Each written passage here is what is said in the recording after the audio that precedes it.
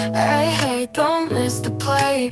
Flurry Sports will save your day. Cracking jokes with sports insight. Zach and Jake, they get it right. Fuck yeah.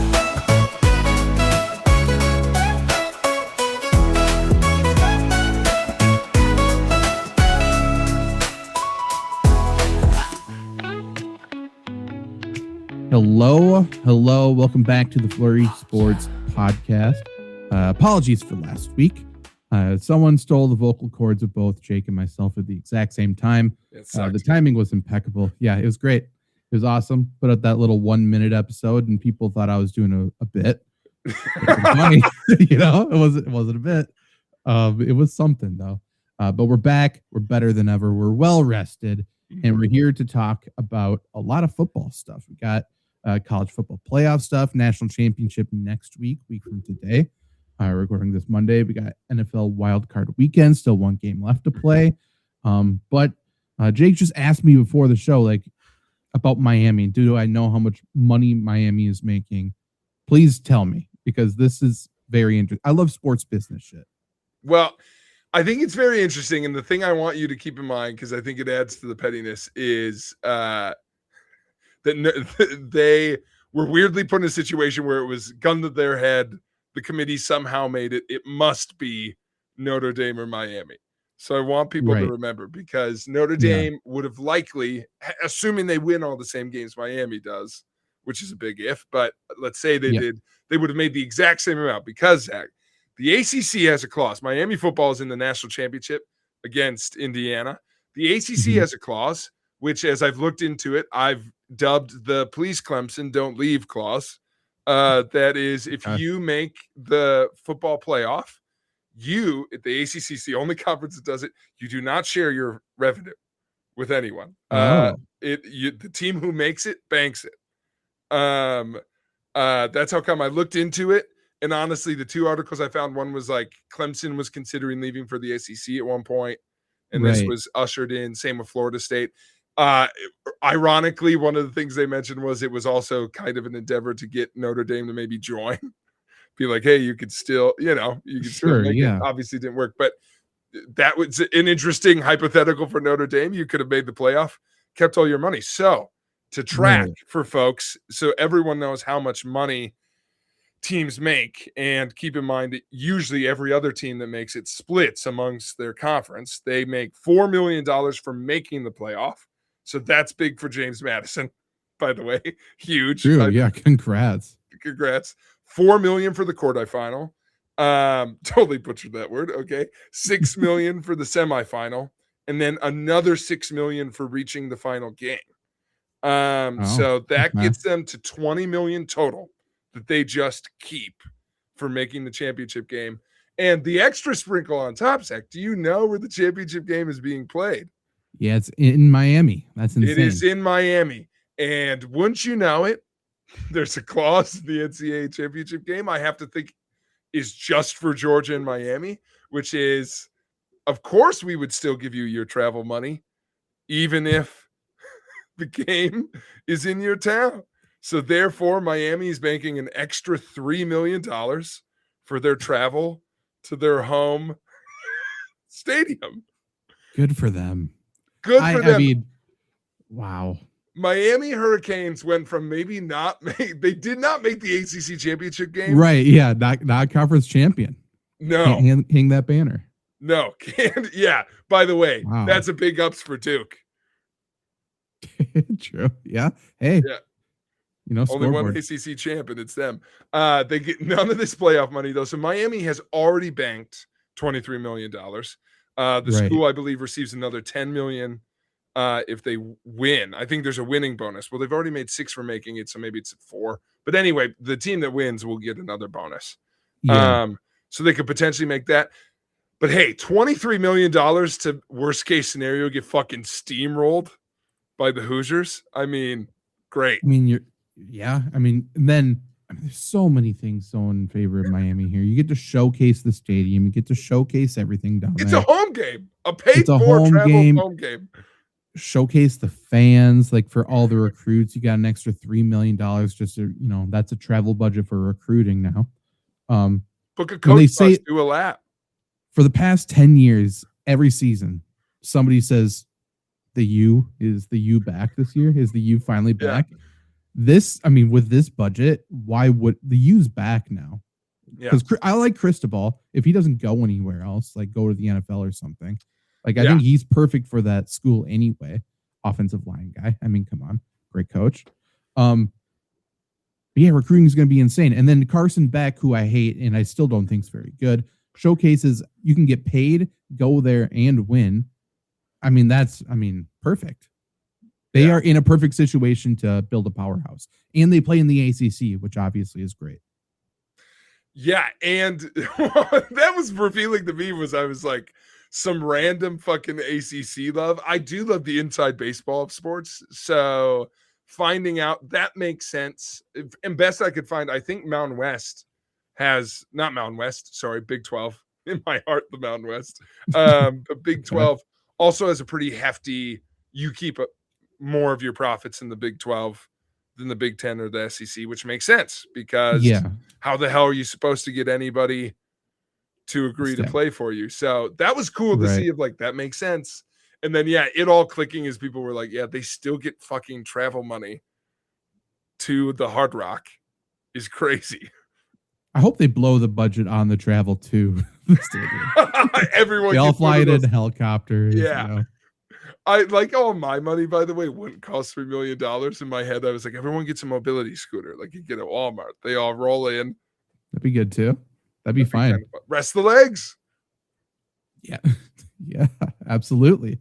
That's crazy. I know. And like, I will be interested because the other piece that came alongside it was that, and this is from Bill Simmons, but the announced ticket prices that we're seeing some shares on the resale market prior to Miami qualifying for the national championship was around 3,500.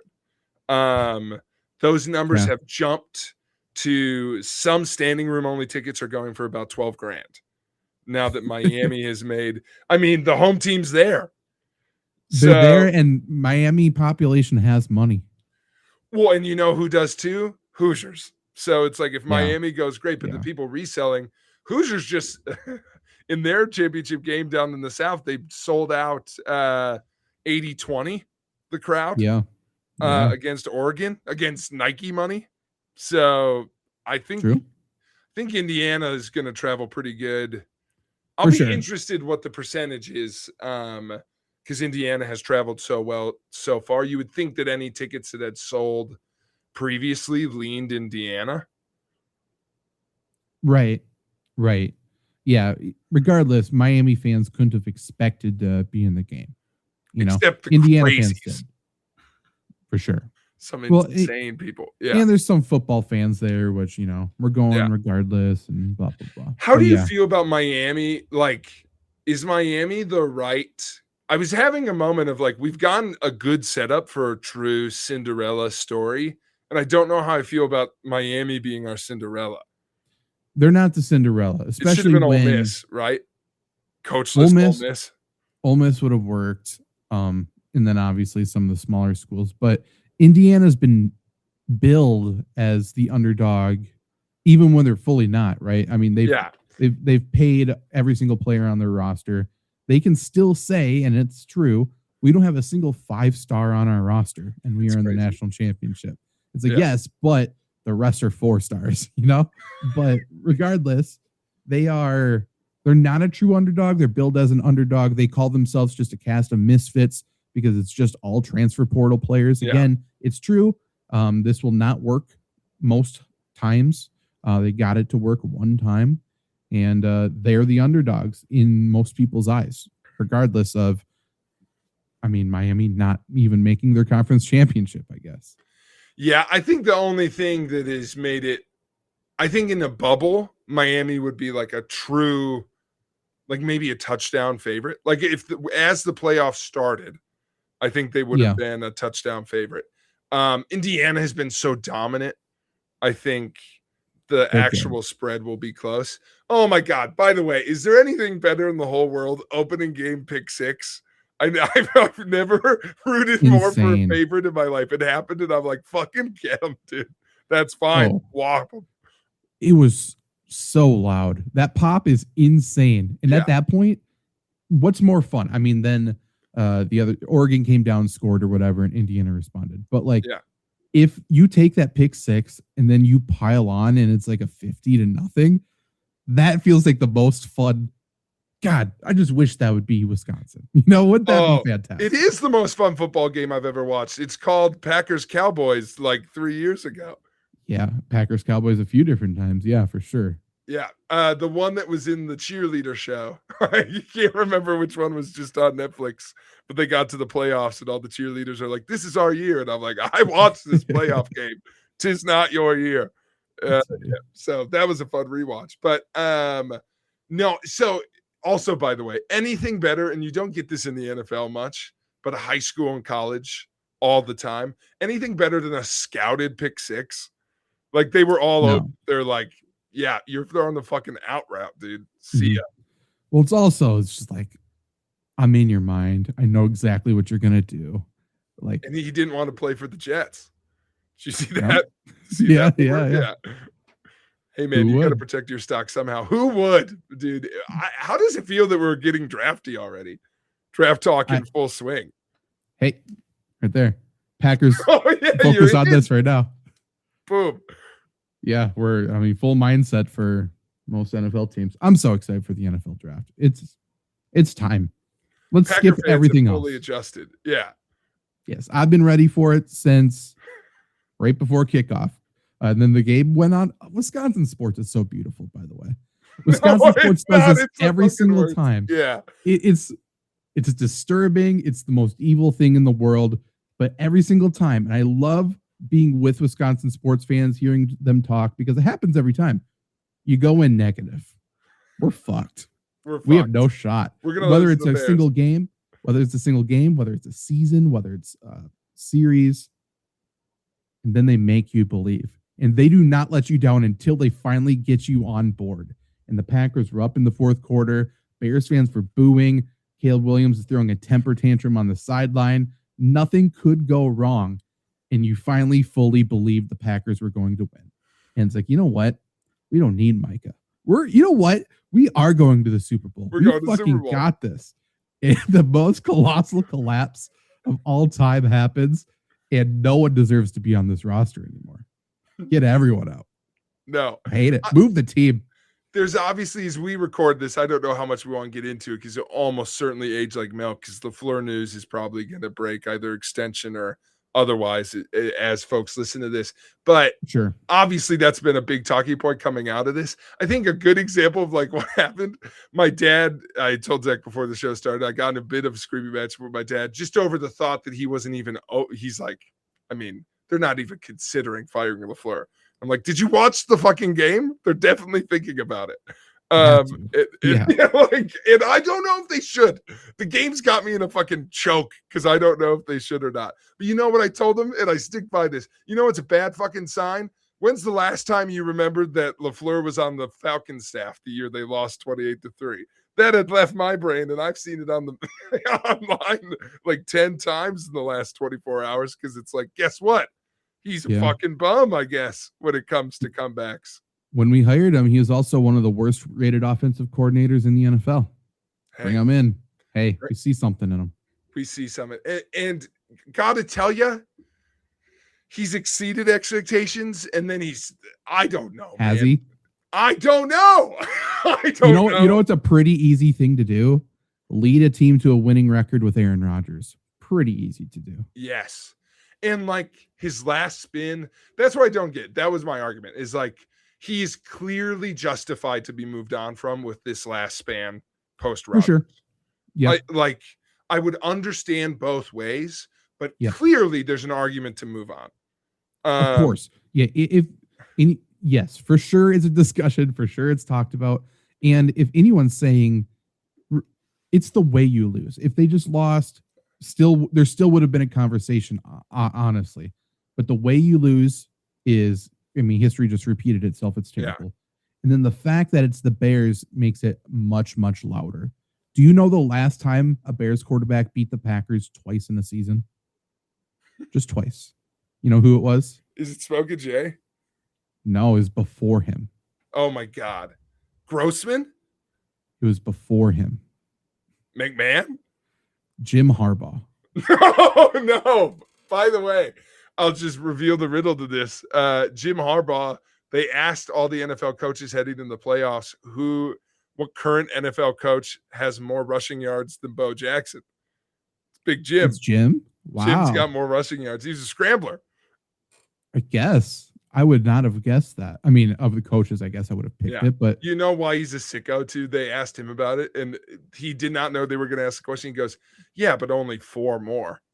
Like he knows, he knows how many yards he had. He knows how many Bo had.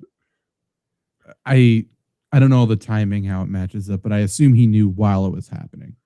True. John told him. Also, I'm not taking a knee. I'll take 3 knees. I'm not taking 4. Oh, I thought you meant the interview. Yeah, definitely on the rush. They're like, "What's Bo's number?"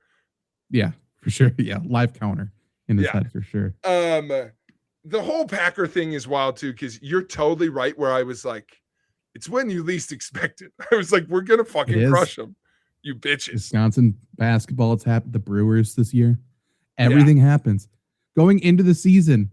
Shout out Trevor and Luke, mostly Trevor, saying the Brewers have no shot. They're going to be terrible. And when he said that, remember, I'm like, Brewers making the playoffs. Like, it's the biggest lock of all time, because guess what? They're going to make you believe. And then they do. And then you got to bet them to lose, because what are they going to do? They're going to crush you. It's every Wisconsin sport that matters. Not like, Wisconsin college sports that's not basketball or football. We win those. No one watches those. We win those. Volleyball, we get let down a little bit too. But yeah, Bucks. The Bucks are bad right now, but guess what? I bet they turn it on. I bet they make you believe, hey, maybe we got something, and then they will crush us again as well. It is what it is. Doc Rivers hired. Ooh, that's good. Doc's won a championship. What's going to happen? Doc's going to forget how to coach. Great. Okay. Fantastic. You know what? Guess what, Jake? Giannis has committed. He wants to retire in Milwaukee again. That's something to believe about, right? Giannis is going to bring a free agent in. They're going to trade for somebody, and we're going to feel good about it. And then we're going to want to tear it all down again in June. And I'm excited for that. It's the roller coaster. That's Wisconsin sports. I love it and hate it. What year was Jordan Love's first year as starter? Would have been 3 years ago. Okay. I think this lines up. Oh, that would have been Rodgers last year. Yeah. So, I mean, even just looking at it, in the last, LaFleur has been coached since 2019. Yep. Okay. Yep. They, he takes over peak of the powers 2019, 2020 with Rodgers, a couple MVP years in there. They lose in the conference final. They win the division, and I believe have a bye in 2021, and then they lose their first playoff game in 2021. They miss the next year, Rodgers last year, with that last loss against the Lions. Then they are a wild card team in 2026. The future prediction in 2023. That's when they beat the Cowboys, but then lose the next divisional round. Then last year they lose the wild card game. This year they lose the wild card game. I mean, it's not a good stretch. And Love, I think you have to say that Love is what he is the last 2 years. Like, I don't think you can be like, we're still waiting on Love to become. No, not anymore. Whether you think he's good or you think he's bad or you think he's right in the middle, this is what he is now. Yeah. So no more developmental stuff. So it just sticks. And also the thing hanging over it is, listen, we're one tie with the Cowboys away from not being in the playoffs. Yeah. We locked it in on a tie. In the game we definitely should have lost. We should have won, then we should have lost it, as are most of our games this year. Just horrendous. And I will say, because I'm probably going to be the only Packer fan to do it, and then we get to other games. I mean, as much as we're talking about coaching carousel, I think I really thought about it in like what Packers might want if they move on, what all these other teams want. It is cool to see a team like, Jesus Christ, it feels like Ben Johnson is coaching his way out of a paper bag every week. Like, just fucking trapped in a corner with It does feel like he gets to play with scrap parts every week where he's like, how the fuck am I going to do this one? Let's find out at half. I'm gonna be completely honest. I don't have a hatred for the Bears. I think it's because of the side of the state we're from. Yeah. We hate the Vikings, and how could we not? Correct. Look at them. I like this Bears team. I think they're really fun. Like, I'm rooting for them actively. Yeah. But like the thing, Caleb Williams was fun to watch. You got to say it in that second half. It was great. I hate him as a person. I think that's it is. I hate him. I really hate him. But I think he's a fun quarterback to watch. I think he's pretty close to just exactly what Jordan Love is, except for with a little bit of moxie. Never. Yeah, you should watch Heated Rivalry, dude. Okay. Sounds like we're talking about before the show. Maybe it win you over. You know what? I mean, for what you said, it sounds like you would love that show. But maybe don't we all watching Packers versus Bears in every facet, coaches, players, it's like, oh, the Bears want to win. The Bears are competitive people. Yes. Packers don't feel competitive. Just like by nature, the players we have assembled, the coaches we have, they don't feel competitive. They feel comfortable, to be completely honest. Whereas Caleb, who I'm going to make fun of him for throwing a fucking pissy fit on the sideline. You know, he was pouting in the first half. Then he came out was fiery. Ben Johnson hates everybody, which I love. Everyone. And saying fuck the Packers in the locker room afterwards. Awesome. Like, that's how it should be. And the rest of these teams. And that's how we were feeling when we were stopping. So I get no one should be upset by that. If you're upset by that, you're just negative that we lost, and that's fine. But like, it's the best rivalry in the NFL at the current moment, and because of this. But the Packers need to move on because there's no competitiveness. There's no juice. That's it. It starts from the top down. It's the leaders on the team. And even still, when we traded for Micah Parsons, I said this on Lombardi Sweep. Like, I think Micah Parsons is the top 5 player in the NFL. He's not a leader, and he is not someone who brings juice. Jordan Love is for sure not that. Matt LaFleur isn't that. Brian Gutekunst isn't that. And then there's nobody above that because we don't have an owner. So what do we who's the person you look to? There's nothing. Do you feel confident? I'm going to throw it. I can't believe I'm defending this take. Okay. Do you feel confident enough in the personnel they have that if they, but that's the question. Because I think some Packer fans are talking like we're coach away. I don't know if we're that either. Because, so that's the whole deal. Because a name that is going to be talked about a lot is I think they can get Kingsbury. I swear to God. If we go from LaFleur to Cliff, I'm ending Lombardi Sweep. That's the most anti-you pick. I will lose my mind. I'll storm Lambeau. It'll be January 7th or whatever, but for fucking Green Bay. Whatever date it is, I'm storming. I did, just so that maybe we flip the other side of it, I pitched to my dad, which he's like, oh my God, at least Zach would be happy, which, that's nice that he was thinking about your happiness. I pitched the ultimate blunt rotation to my dad is like who we should bring in instead, which of course you validate Brian Flores. You pull him up from obscurity. To bring him from the Vikings, he will want to kill everyone in the division every year. It would be incredible. I don't know if he'll want to coach us, but that, oh my God, he'd be so lit up against every other team. Everybody. Hate everyone? That'd be great. My dad goes, and you made the same point, but they need offensive scheming. What about that? Zach, I'm telling you, at least we'll have Hard Knocks. We bring in Brian Dable. He's our offensive coordinator. We bring in Dable and Flores as head coach. Fuck it. Make Wink Martindale D coordinator. I don't know. Find somebody. I was pitching this, every offseason since. Bring Hafley back. I don't bring in Rex Ryan. Do what you want. Bring in Rex and Rex and Rob in Green Bay bars. Could you imagine? I don't. That's insane. If that, he helps on the defense. Or I was even thinking Jim Leonard, but Rex is obviously way more fun. Jim, he played under Rex. He'll be a positional coach. Why not? Dude, Rex head coach is crazy. That's what it has to be. Rex head coach, Wink DC, and then offense. I mean, Jim Leonhard. Sure. Doesn't matter. I don't care. We'll put Flores as an offensive coordinator. Daboll would be great. Daboll would be great on a Rex Ryan team. He would. And I mean, I'm just trying to think of like former players. We don't need Sanchez. I'll pass on him. Jeff Saturday would be great. Redemption. I wouldn't mind Josh McCown. Why not? Throw him in there. He's done a great job with JJ McCarthy. Fuck it. I pitched to my dad.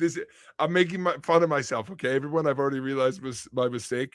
I was like, for offensive coordinator, I mean, I guess I wouldn't mind Kellen Moore. Dad goes, he is the head coach of the New Orleans Saints. Upgrade. Like, well, you don't think that's a step up? You want to be your offensive coordinator? Yeah. Okay. Well, each their own. AJ Brown might be looking for work. He certainly seems that way, doesn't it? He is not happy. Yeah, we're going there next. That's the headline, by the way. That's insane. AJ Brown in particular, or the AJ Brown of it all. It seems on one hand, it's like that's a wide receiver doing wide receiver things, and I hate wide receivers before that. But boy, he's not happy there.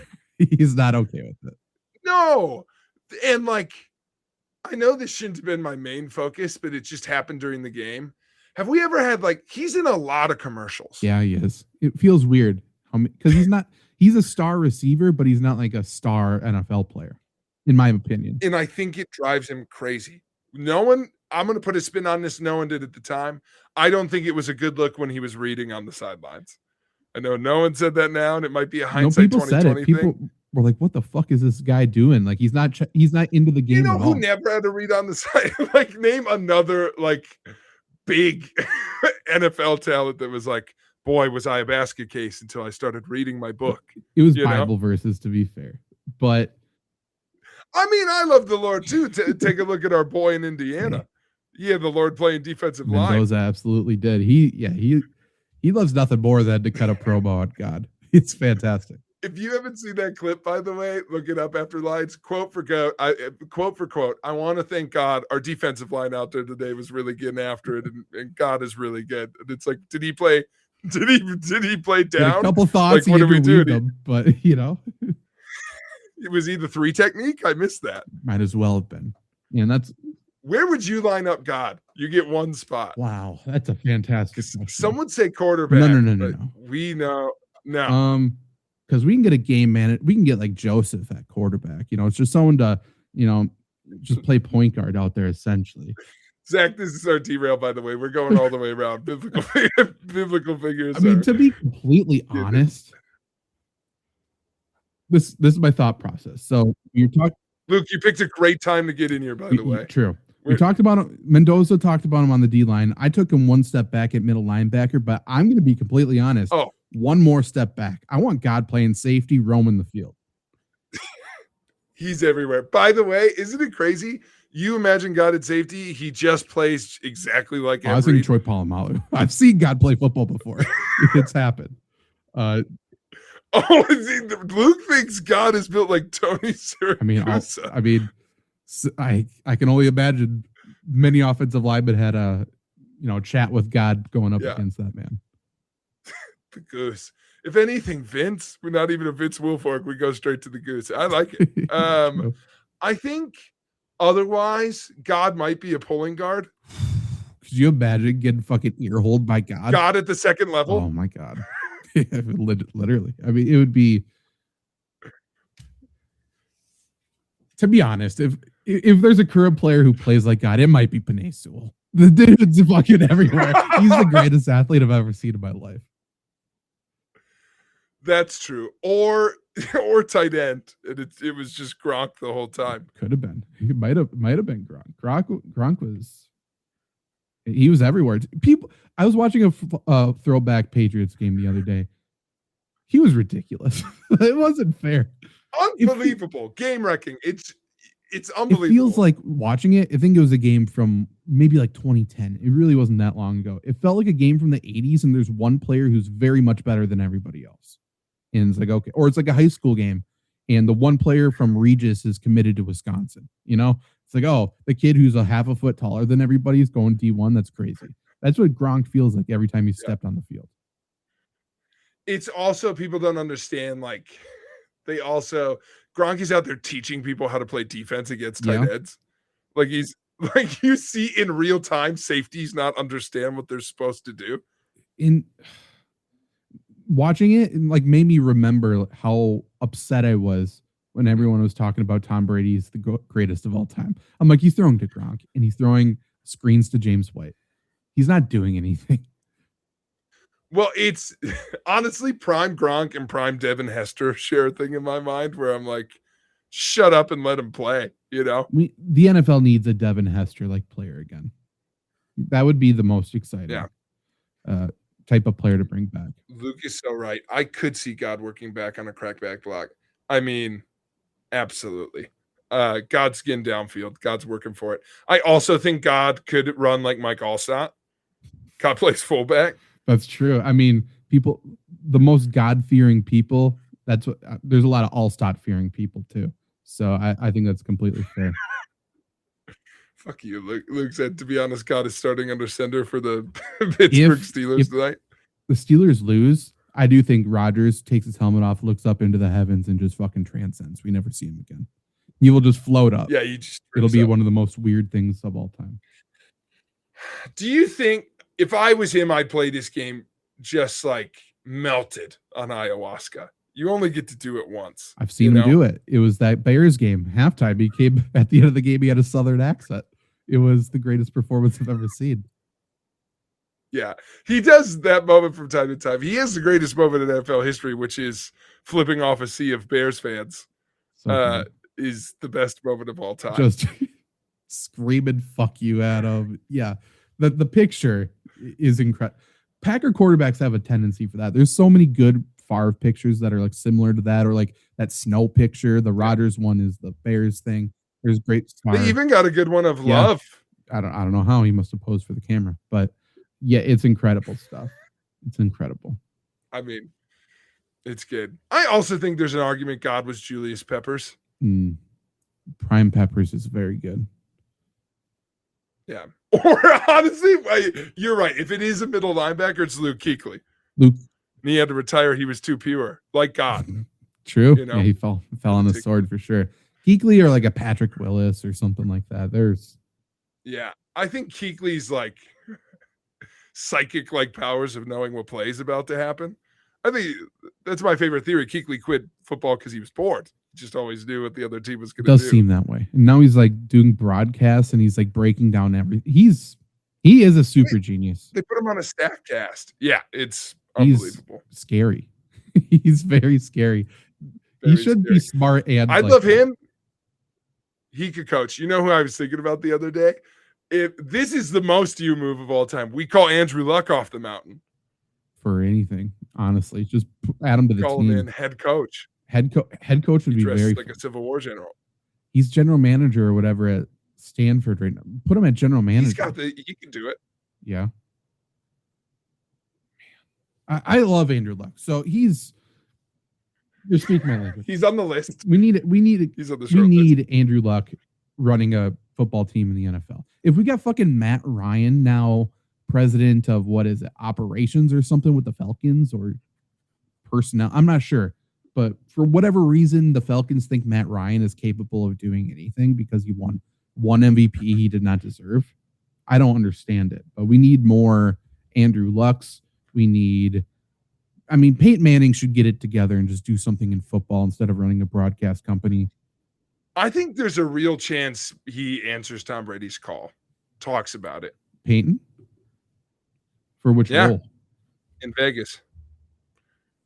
Head coach. I don't think he'd be a head coach.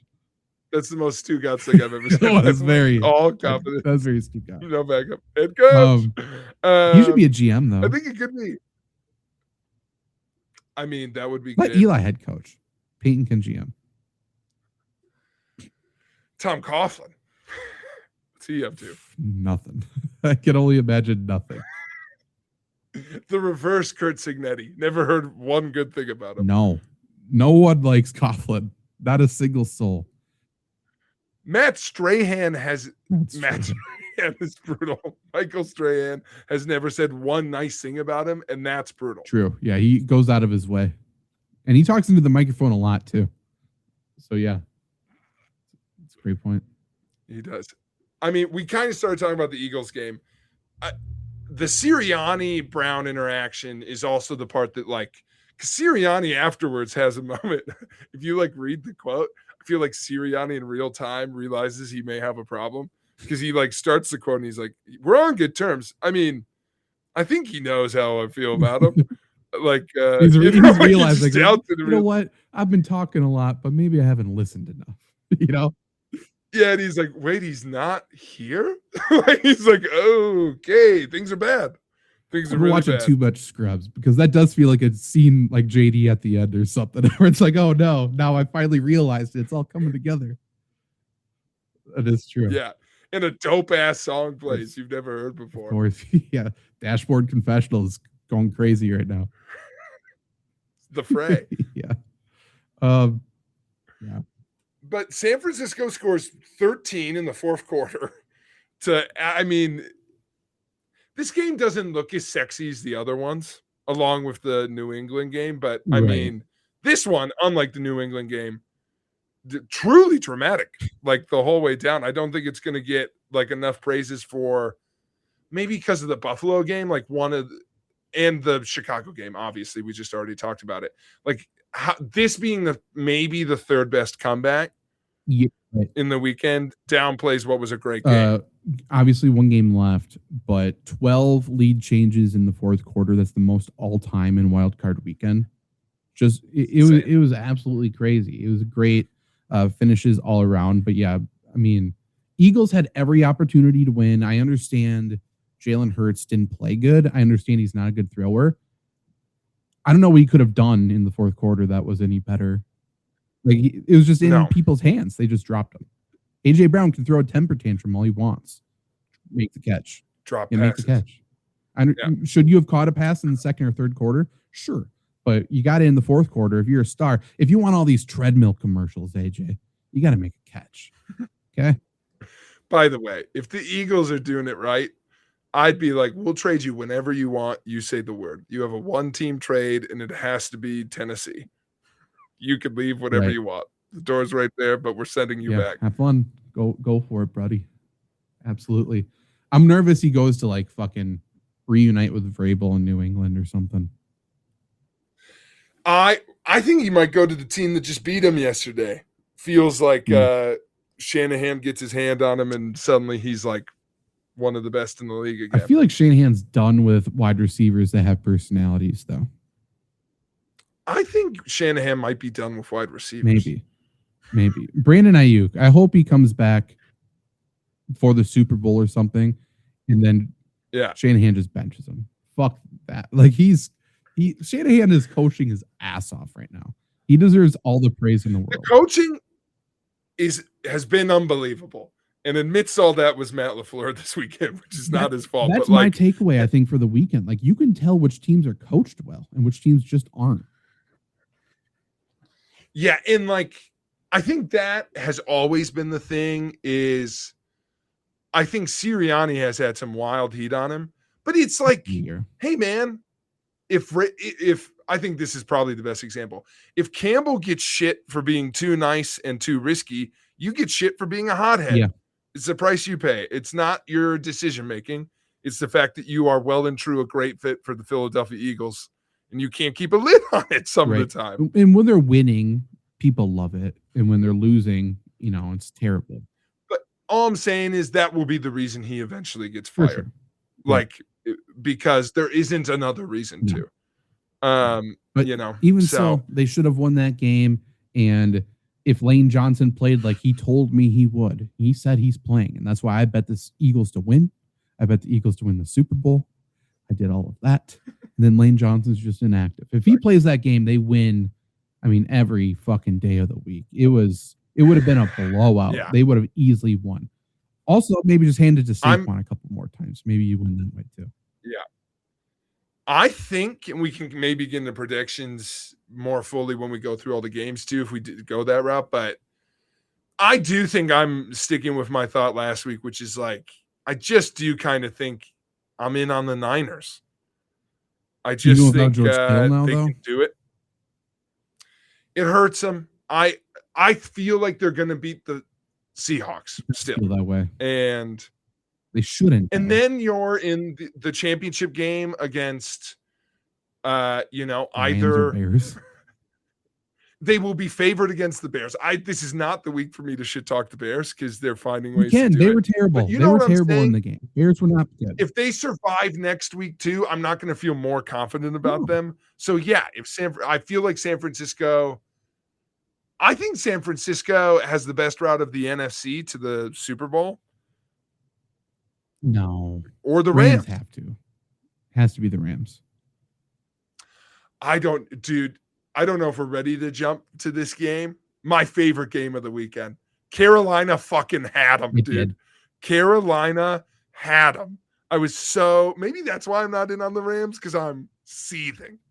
Jake, you have Bryce everybody Young, though should look at this game and be like, you know what? Beating a team like the Panthers legitimizes you, because that was the trap game. It was. You got your other two divisional opponents in the playoffs. You know the road has to go through both of them, and you have to play the fucking Panthers on the road in the first. It's so insulting. Like, we just were so good all year long. We got all these divisional ones.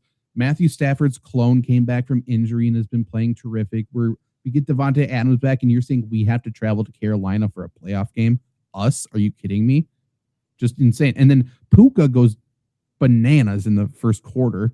Like, okay, we're just going to coast. Okay, now let's just rest everybody and get out of here. And then the Panthers just, ground and pound, smash mouth football. Other than Rico Dowdle, let's not give it to Rico Dowdle for some reason. But I don't know. Also, the announcer said that like, well, everyone knows that Rico Dowdle really fell off a cliff this season. When did that happen? Well, it happened when all these incentives started popping up. Like, hey, we're gonna have to pay him a lot of money if we keep giving him the football because of all these incentives we're gonna hit, and they just started pulling him. It was scummy. He's not coming back now. Like, no, he's not gonna get another starting job because like the narrative is that like he can play the full year. He won't get a true bell cow starting job, but someone will sign him. But he'll be by committee somewhere. Yeah, he'll go somewhere you can. Oh my God, Rico Dowdle, the Packers. Give it to me. Get it in, dude. Rowdy. Play quarterback. Do whatever you got to do. Yeah. Play DN. I'll take a trap game, but man, I mean, first off, this is a real thing. This is a real take. This isn't just like totally biased. I have Panther fever. Step back. Serious. Yeah, it's big, especially in Panther Town. Panther City, that's what it is. Panther Town is a gas station in Cedar Falls, home of the UNI Panthers. I'm sure it is. You should go sometime. Everything's painted purple, even their merchandise. Last time I went, they like spray painted like Diet Pepsi bottles That's purple. Disgusting. It's great. Panther Town. Going in a month. Anyway, it warmed my heart to see the Panthers sold out stadium. Yep. It was cool as hell. It was also the best part of the Chicago game. Like all of these teams hosting, Jacksonville, same deal, where it's like seeing you in the playoffs is fucking rad. Yeah. I still hate the Jaguars, but good for them. You know what I mean? They deserve it. They've tried. I'm fine with rewarding teams who are trying to win games or trying to do something to shake it up. Because Jaguars clearly they fired Doug Peterson for this. That's a risk. That's a big Doug Pearson to the Packers, by the way. But that's a big risk to do that. Totally forgot about Doug. Let's get Doug. I'm down for Urban. What? Urban Meyer. He's available. He is available. I'm going to be completely honest. I'd rather have Urban than Cliff Kingsbury. By the way, feels like the same hang. Yeah, it does. We need. I say this every time we talk about Cliff Kingsbury. We need to look into what he did in Thailand for the 2 months that he went after getting fired from Cardinals. We just brush it off. Like, oh, he's eating fucking pho over there. No, he was not. Like, we need to look into what he did and probably charge him. Fully think it was Yeah, I fully think it was the plot of White Lotus season 3. I don't know it, but I can only assume it involved a lot of underage. They were in Thailand. They were doing a lot of crazy shit. Oh, Jesus. I don't know. Oh, I know. Hey, good for the Panthers. For a moment, thank you. Good for the Panthers. I watched the game and I went, Zach's going to make so much fun of me. I'm going to buy a Bryce Young jersey. I was like, he's come alive. You know what? That's the one thing that no one's talking about from this weekend. He didn't play perfect, but I think he's proven he's a starting quarterback, right? I think people don't pay enough attention to the fact that, like, it says something that when they benched him and restarted him a year ago, it impacted him. That could have gone two very different ways. He is clearly a football psycho. Yeah. And maybe it's just, listen, the Panthers were competitive for the first time ever, and say what you will. Some of the throws he was making, especially to Teteroa McMillan, were like, fuck you throws. Yeah. They were, I'm not going to be the reason we lose this game. It was a great game. The Rams are scary. They're a really scary draw. Focused. I'm still rooting in the NFC before we jump to the AFC. Just to be clear, as much as I hate that I don't believe in them fully, get them, Seattle. I mean, you're the number 1 seed. Yeah. Let's do it, Sam. I'm rooting for Seattle. Put the ghost to bed. I know. But doesn't it feel like they'll pop back up soon? Pretty quickly, probably Sunday. I think you called it. I think it might be Patriots Super Bowl. Yeah, and then he just fully collapses. Bill keeps sneaking around the sideline, like we said last week. I saw him. He just, the shadow's just a little creeping. Luke unreasonably hates Bryce Young. Does that make Luke an enemy of you, since you're a new favorite player? You should get a Bryce Young jersey. That's a funny bit for some reason. No one has a Bryce Young jersey. Not even Panthers. I kind of like it. Why is that funnier than getting a What number do you think Bryce Young is? 7. I have no idea. I have no fucking clue. I watched it this weekend. I was really thinking about getting the jersey. I think it's 7. In my mind, it's 19.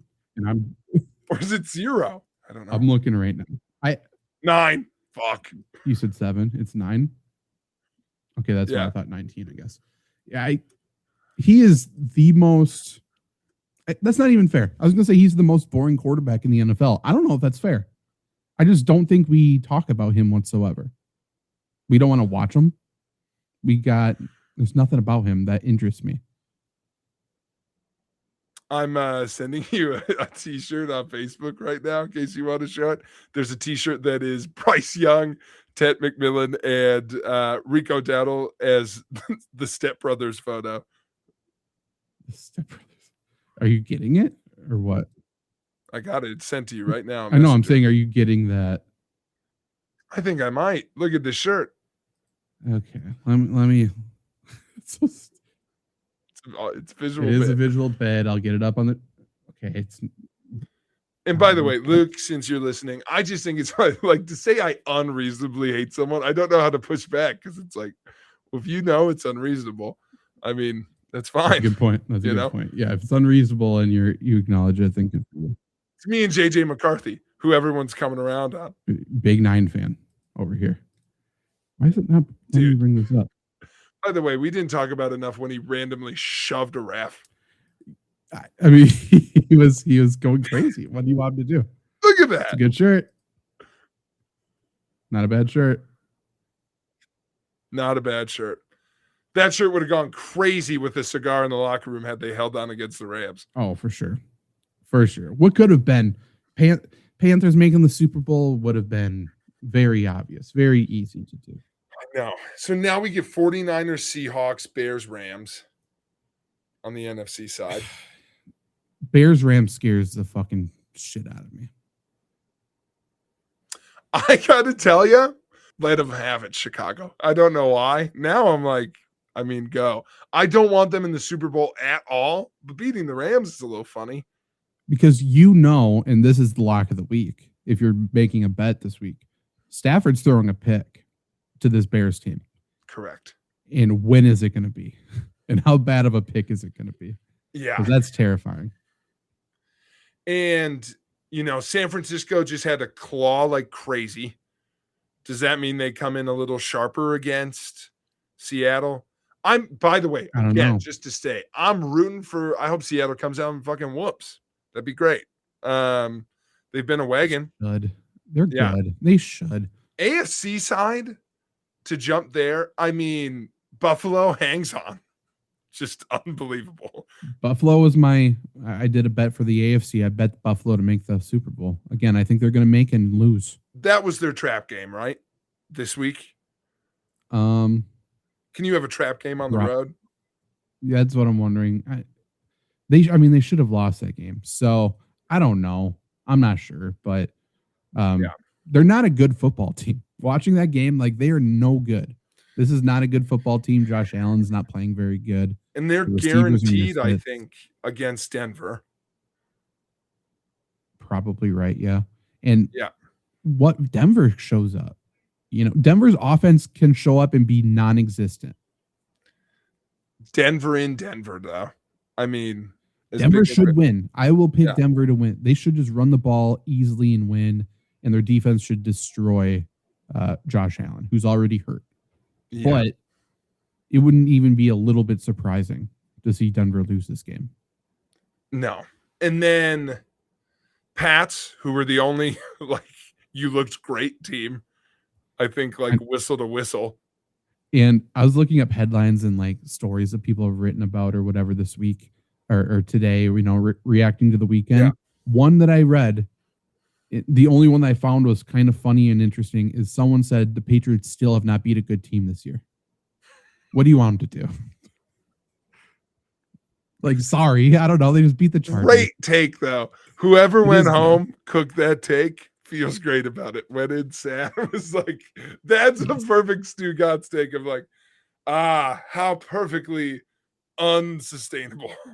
And it's going to be the same thing next week. If they beat the Steelers or the Texans, they're just going to be okay, they're not a good team.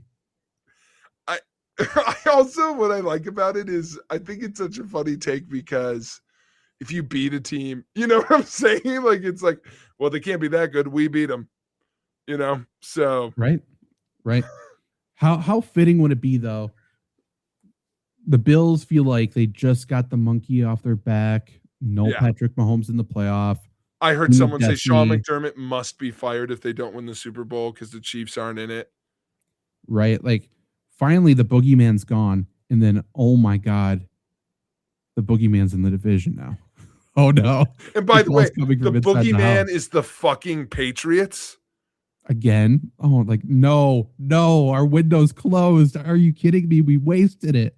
If the Patriots go and win a Super Bowl, if I'm the Bills, I'm tearing it all down. Yeah. Why wouldn't I? You're fucked. So to get a little predicting, the only thing about the Denver Bills game, which stinks a little for me, is narratively, it feels like the Bills should beat Denver to at least make the championship game. Because it feels like the Bills should lose to, honestly, the Patriots, like you mentioned. Or, I really want to see Patriots Steelers. I want the Steelers to win tonight so bad so we can see Drake May Rodgers. Right. Yeah, that would be good. That'd be a fun one. That would be really good. There's also, if we get to the AFC Championship game and it's Bills Steelers, it's insane. It's disgusting. It's really gross. The year is 2012. Bills, Steelers, and then we get fucking Seahawks, Bears. Something dumb. That'd be terrible. That would be really bad. I still think there is a fun. Listen, there's a world where we get neither team has ever won a Super Bowl.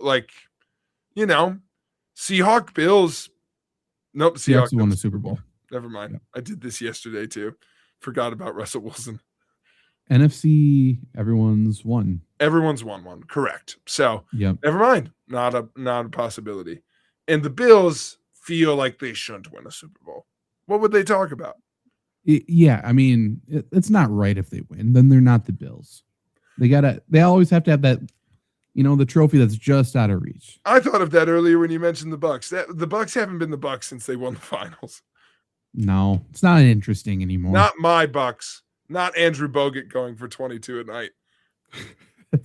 That is my version of the Bucks too. Andrew Bogut, Brandon Jennings, Michael Redd, Brandon Knight. Yeah. Bring him back. Allen, why not? Hating us?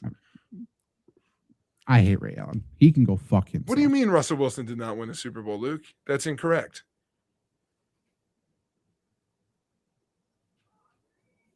Right? I mean, he played the Patriots. No, he won a Super Bowl. They killed the Broncos. Yeah, he fucking decimated the Broncos. Worst Super Bowl of all time. Yeah, the worst Super Bowl of all time. Really, really bad. Yeah, it was, as a Bronco fan, worst day of my life. It was Luke, fuck off. So funny. I mean, to be fair, yeah, I would have taken. I get it, but it's such a Luke waterfalling me in the comments. It's pretty funny. Got you. Hey, he brought you to the deep end, pulled you under. What are you gonna do? By the way, that's where Luke thrives. Absolutely. You kidding me? Luke jumps into every pool, swims the deep end, and goes, "You want to go?" For sure. Luke asked strangers for a chicken fight. That feels right. Chicken fights. Is there a bad chicken fight story? That's always the funniest. No, they're always good. They're always really good. Okay, of the remaining teams, if you have to do coach and quarterback chicken fights, you gotta say who's on top, who's on bottom. But that's how we're gonna determine a winner. I think that's how we end the show.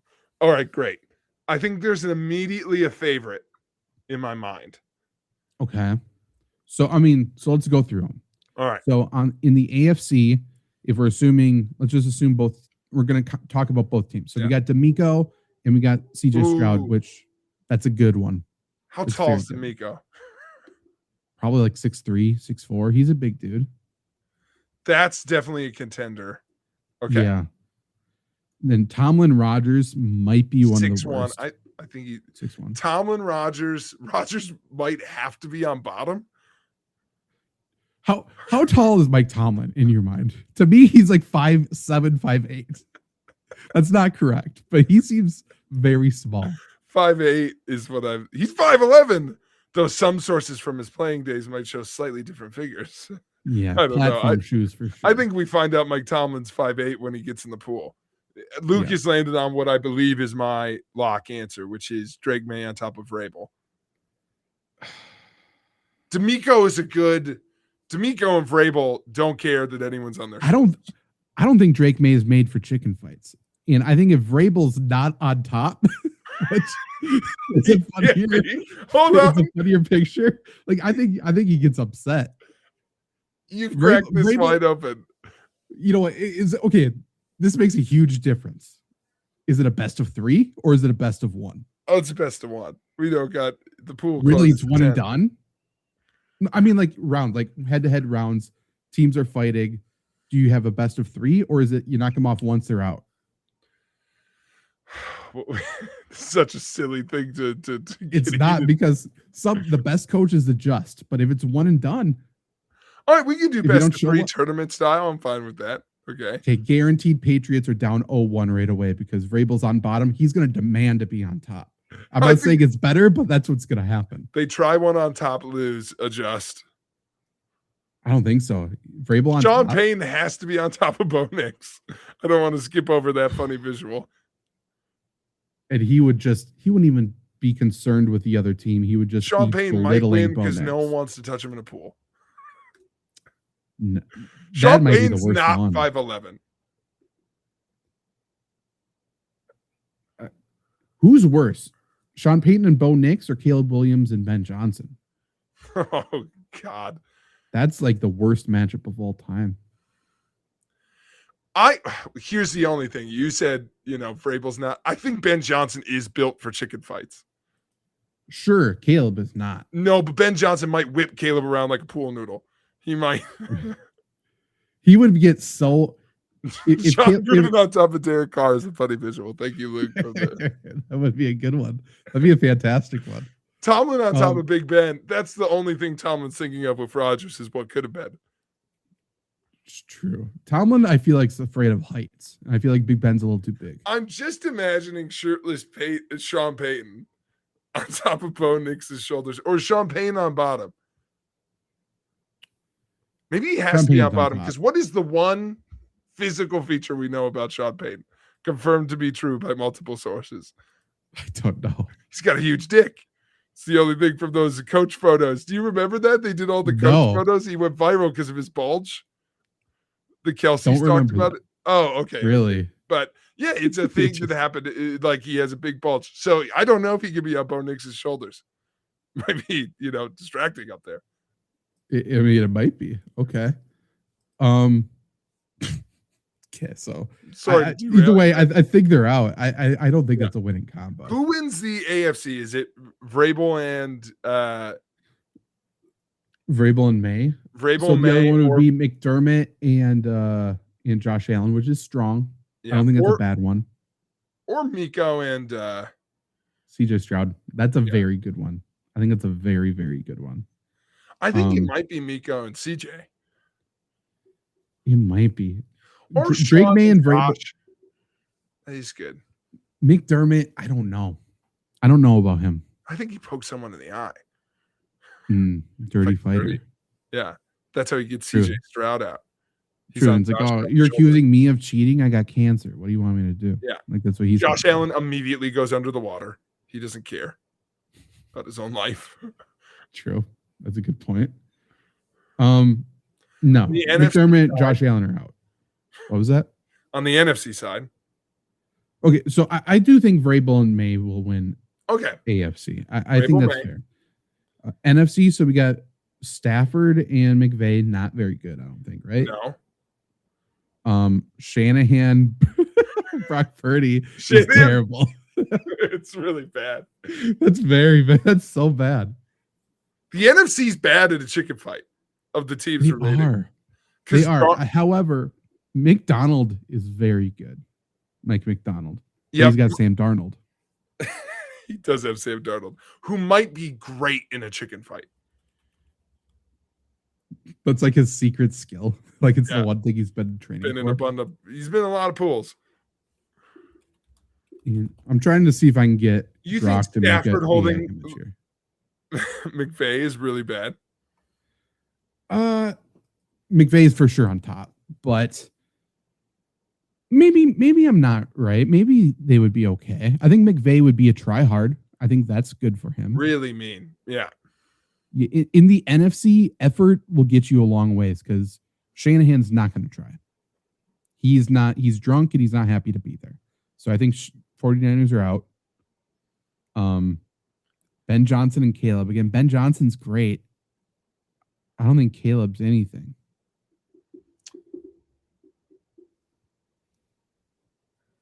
I agree. I don't think they're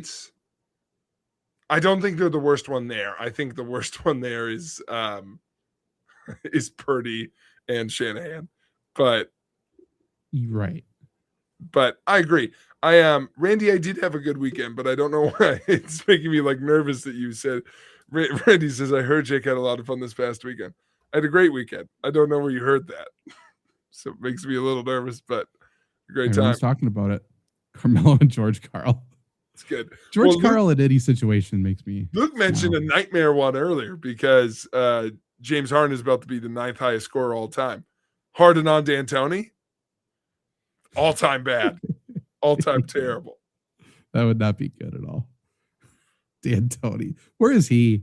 Is he still alive? Good for him. I don't know. Can we? I mean, if we broaden the whole NFL, you want to say that Jared Goff on top of Dan Campbell's the best one, right?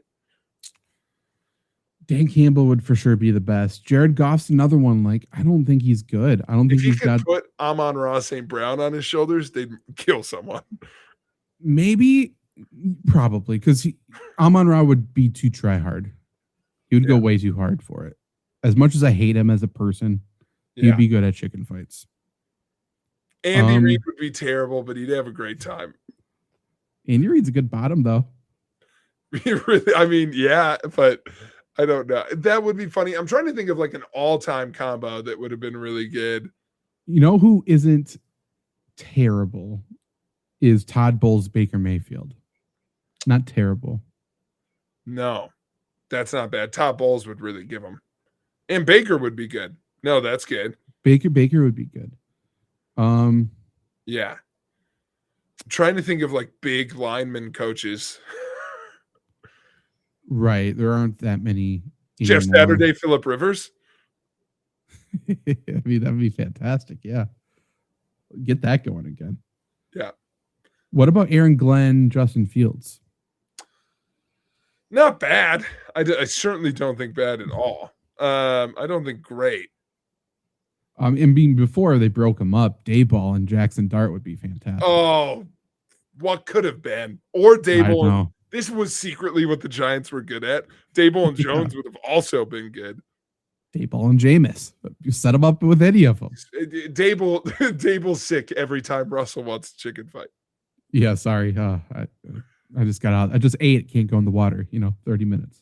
Schottenheimer and Dak are good. Shoddy is interesting. Shoddy's still wearing a visor in the pool, guaranteed. Yeah. Mark Sanchez, Rex Ryan from Luke is very good. Pete Carroll, Gino. Bad. Maybe they win. Pete's on top though, for sure. Oh, we've got a sleeper. Obviously, Jim Harbaugh and Justin Herbert.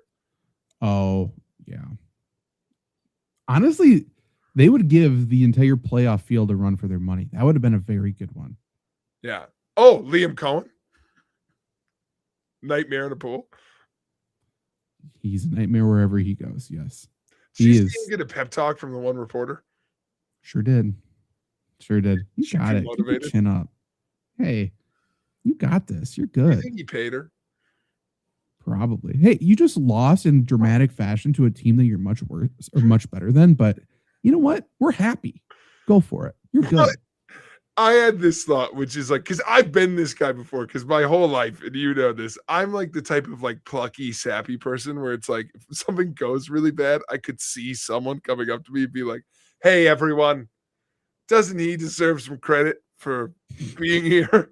Like for trying. Like, isn't it a little insulting that like he lost a professional game where he's guys, come on. Let's give it up for Liam Cohen. He just lost to a team he shouldn't have lost to. You know what? Guys, come on. Hip, hip. Hip, hip. Come on. Give him a hip, hip, hooray. He deserves it. Everyone wants to do the wave. They let the manager shoot in the blowout senior night, Yeah, for sure. I mean, it's the blind kid. We're like getting the rebound for him. Like, you know what? To make a wish. It was crazy. Like I kind of felt like she didn't mean to. Now picking on her, and it was a very nice speech, but didn't come across a little bit like, "Hey, everyone, be nice." And if I was him, I'd be like, "Was someone not being nice?" Like, To be fair, it was the worst cut of all time because I think before this, a reporter grilled him. Oh, really? Okay. I think both people were in the wrong. Both people suck. But yeah, I think it was very negative. And then that's why she's like, you know what? Give me the mic. Hey, you know what? You're good. Don't worry about it. But in my opinion, first off, it's the NFL. It's the most competitive league in the world. You need to grill up and suck up your tears. But two, this entire season, he's played bring on the fights. Everyone wants to fight us. I'm the tough guy. He wanted to go fight Salah in a little fake fight. You don't get to choose now to be a little baby. And that's the only thing is like, I don't think he's been tough guy all season. I don't know if it's good for his image that someone was like, hey, the poor guy's doing his best. The little man. He feels like a little spoiled rich kid. And it's like, you know what? I know you kicked the beehive, but you didn't deserve to get stung. We'll exterminate all the bees. And if you exterminate all the bees, Jake, all life dies. We know that. So Duval's going down. I'm just saying, like, maybe you'll think of an even nicer coach. But it's like, think of the nicest coach who's ever coached in the league. No one was like, hey, Andy Reid, you've had a hell of a run. I know you didn't make the playoffs this year, but Andy, what a run you've had till right now. Honestly, I think you tried as hard as you could, and we can't ask for more than that. So that's fine. Imagine after fucking Matt LaFleur blows the lead to the Bears. It's like, Matt, honestly, I saw you trying. You really tried hard. And I think that's fine. Keep your chin up. I just figured out why it bothered me, because it's fucking Rudy. That's why I don't like Rudy. Because it is Rudy. It's Rudy. It's why I don't like Rudy, because everyone goes, let that terrible kid play. Let him in, coach. His grades are good and his life is sad. And you hate it because it's not real life. And right now it is real life. I thought you were going to say you hate it because it should have been you. And I was like, you should have been Rudy. It could have been you. It could have been me. Our life was kind of sad and I had good grades. If dad was in a tragic welding accident or wherever the fuck happens, I'm Rudy. He got his lip kicked off by a horse or a cow at one point. It's similar. Absolutely. He's got tic-tac-toe lip. It happens. And you know what? You overcame that adversity as a child. I did. I could have done that. So that's where I thought you were going. But it's the whole idea of Rudy, where it's like Rudy's non-sports fans' favorite sports movie. Liam Cohen is non-football fans' favorite football coach. He feels like he's playing a character every time he speaks into a microphone. He's the Russell Wilson of head coaches. This isn't serious. This isn't real life. No. He feels like he's a disciple of Pete Carroll, for sure. Kind of. It's just like, in my honest, true personal opinion, I feel like Khan put him through media training with the AEW people. Like, it just all feels really fake. Yeah. I mean, it definitely could have. I don't know. Khan maybe had that reporter planning, because it was just out of nowhere, just like I think it was Khan made a little voice change. that would have been really good. I don't know. It just caught me off guard that it was like, I did miss the cut before, and I understand, but even the sense to defend him, Well, I actually wrote an article about it because I kind of wanted to talk shit about the media. But there was another thing that happened earlier in the year with the Browns that no one's talking about.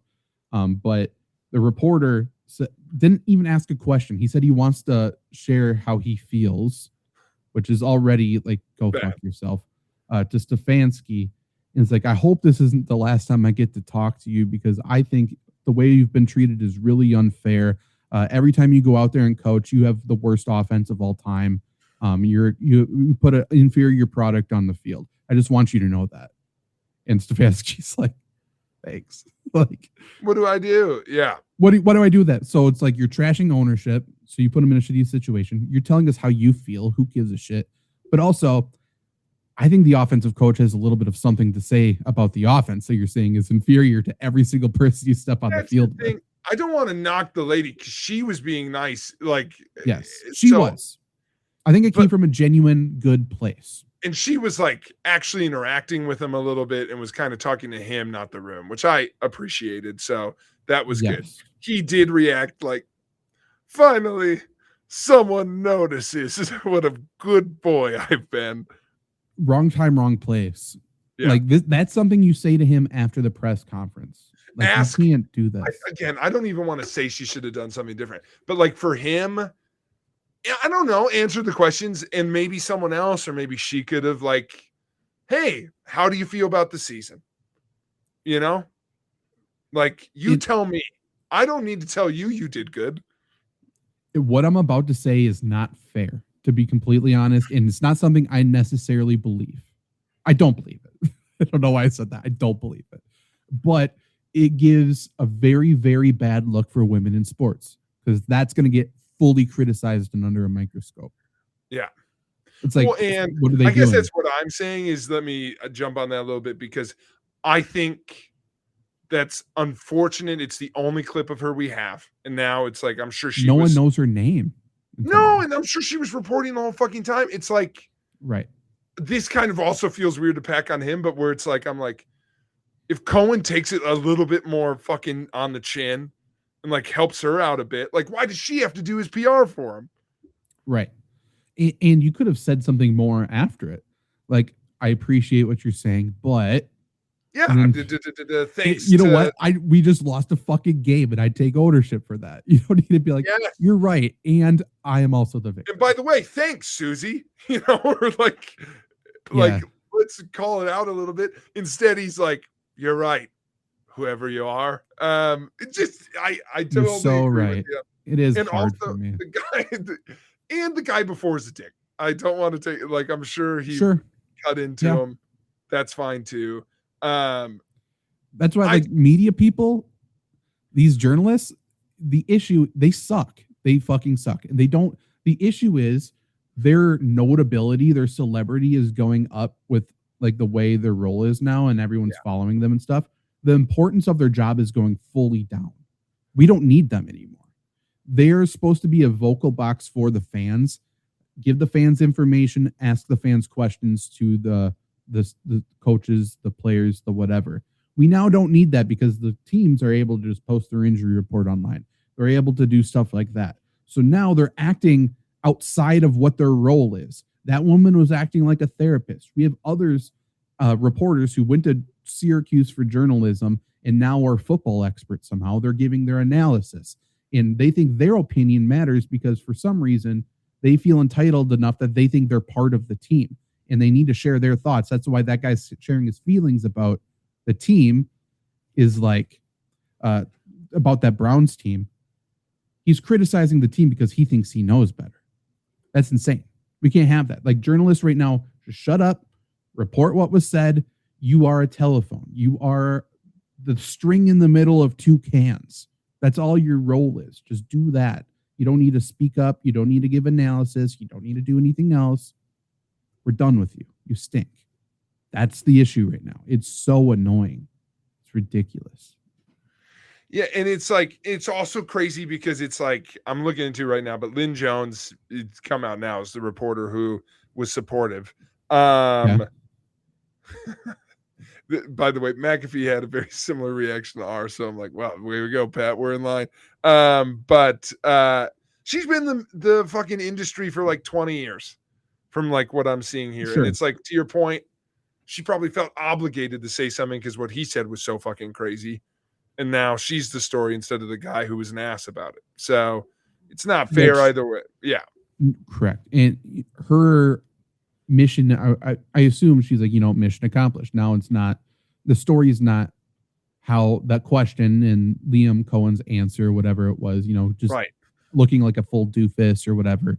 Now the story is that is her, for better or for worse, I suppose. She took a lot of the heat here. And she's probably going to get a really nice gift from Liam Cohen, would be my guess. Like, I'm sure he's going to get her something nice.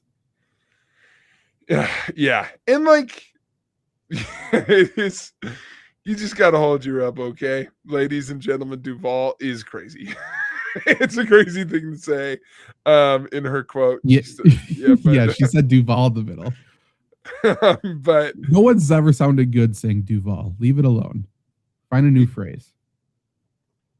Yeah, and like, but it's just a good mind. Like, by the way, everyone's reactions to it needs to take. I know we're reacting to it, but anyone who reacted to that and one of the top comments about it is someone being like, "How'd she get in the reporter room?" It's like what you were saying earlier, but absolutely go fuck yourself. Yeah, absolutely. But it's crazy. They get a certain amount of time. By the way, your point about what these jobs are, like you get a certain amount of time to ask questions. I hate to break it to everybody. There's only 3 good questions to ask. She takes her time to address what seemed like way out of bounds comments, and she was short and sweet and concise. She directed him. She didn't like make a big thing of it. Correct. The Duval was a little crazy. I think that's fully justified, that opinion too. The other opinion is you're a reporter. Why is your name even mentioned? Why is any part of this about you?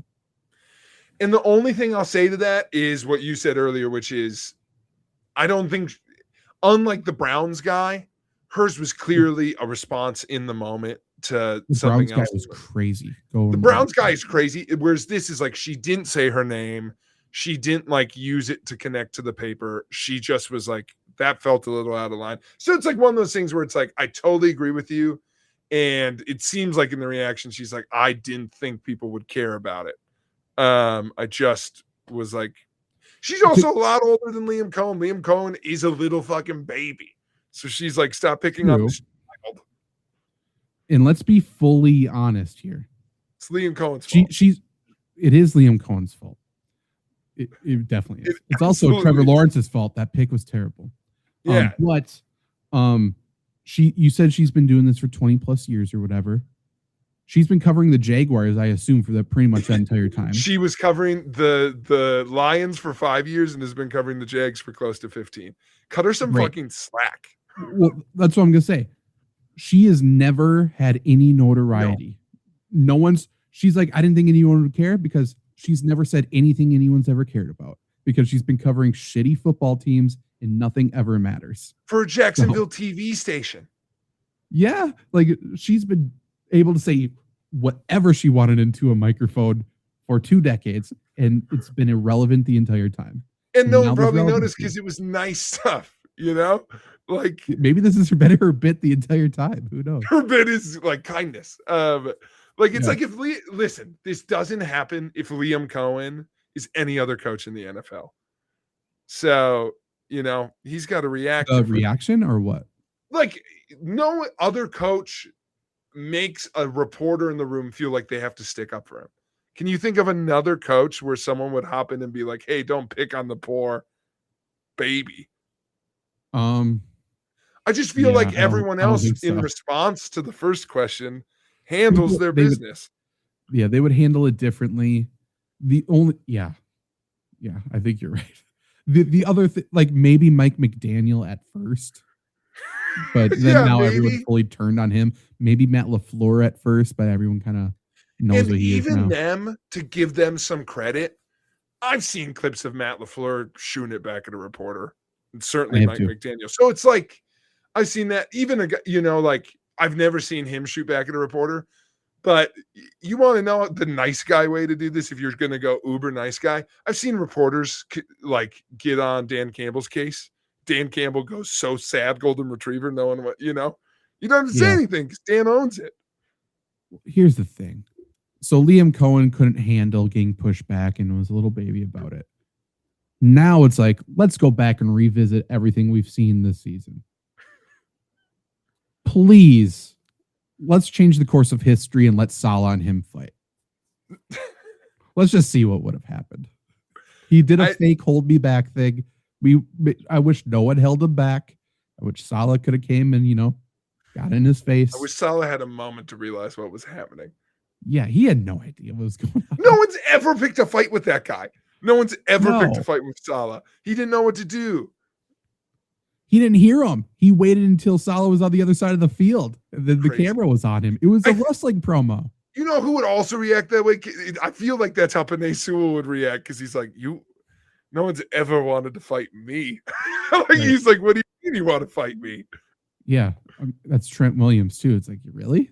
Okay, well, I've never been here before. I guess put up your dukes. I don't know. I shove you 20 yards. I don't know. I don't know what to do. We'll see. Yeah, I mean, I don't know. Luke had a good call with Dante Culpepper and Dennis Green for a chicken fight, by the way. I like that one. That was good. I also saw Brett Favre, Mike Sherman. I thought that was good. What about like a Brad Childress, Brett Favre combo? Brad Childress can't swim. It's my professional opinion. No. Oh, you know who's Brad great? Childress with his shirt off? Yeah, terrible. Throwback. Okay, let me get this name in mind. Bud Grant, Fran Tarkenton. Bud Grant would be undefeated in chicken fights. But that could be frozen. Bud doesn't care. No, absolutely not. Yeah, and Fran on top. I think that's great. I think that's really good. That's very strong. That's a very good one. Yeah. Bill Cowher, Big Ben, pretty good. Cowher strong for sure.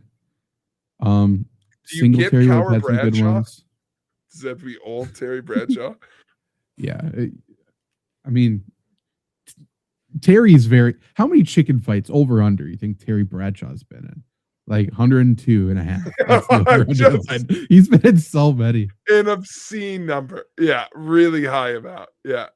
Tom Coughlin, Eli's not bad. Who's on top? Tom Coughlin doesn't let his feet hit the water. I think he makes Eli carry him. True. He's spending the whole time criticizing Eli too.